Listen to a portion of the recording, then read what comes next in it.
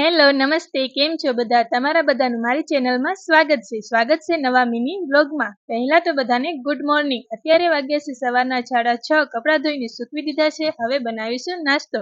રાતે પલાળેલા ભાતનો નાસ્તો બનાવવાનો છે. આ ડીશ કેરેલા સાઈડ બહુ જ ફેમસ છે. આ હેલ્ધી નાસ્તો ઝડપથી બનીને તૈયાર થઈ જાય છે, તો તમે પણ ઘરે ઝડપથી બનાવજો અને કમેન્ટ કરીને કહેજો કે કેવી લાગી તમને આ હેલ્ધી ડીશ.